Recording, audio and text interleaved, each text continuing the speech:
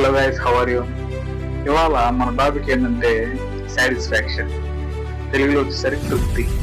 చూడండి, నా చేతిలో మీరు ఈ చెట్టుని చూస్తున్నారు కదా, దీని పేరు బోన్సాయ్ అని అంటారంట. నాకు కూడా తెలియదు. నాకు ఇది వేరే వాళ్ళు గిఫ్ట్ ఇవ్వడం జరిగింది.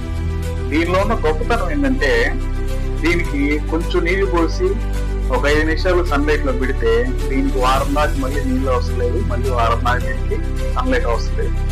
కానీ అన్ని చెట్లకి మాత్రం రోజు నీళ్లు పోయాలి, రోజు దానికి సన్లైట్ ఉండాలి. అప్పుడైతేనే ఆ చెట్లు బ్రతుకుతాయి. కానీ దీనికి అట్లా కాదు, జస్ట్ కొన్ని నీళ్లు, ఒక హాఫ్ మగ్, ఆ తర్వాత ఒక 5 నిమిషాలు సన్లైట్ ఉంటే చాలు, వారం మొత్తం బ్రతికేసింది తృప్తిగా.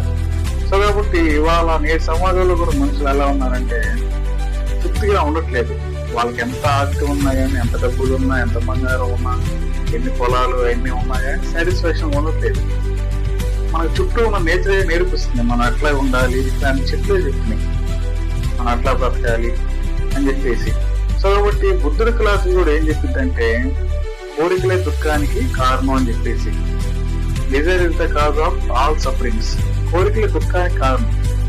కోరిక ఉండడంలో తప్పు లేదు, కానీ ఆ కోరిక ఏంటంటే లిమిట్స్ లో ఉండాలి.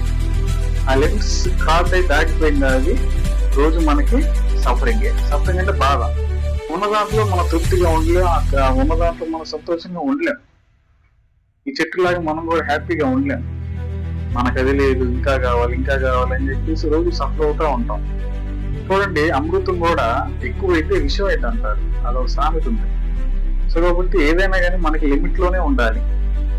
కోరికలైనా కానీ లిమిట్ లోనే ఉండాలి, ఏదైనా కావాలన్నా కానీ అది మనకి లిమిట్ లోనే ఉండాలి. ఆ లిమిట్స్ క్రాస్ అయినప్పుడు మాత్రం మనకి దుఃఖం అనేది వచ్చింది. సో కాబట్టి మన చుట్టూ ఉన్న నేచరే మనకి నేర్పిస్తుంది. దాని చెట్లు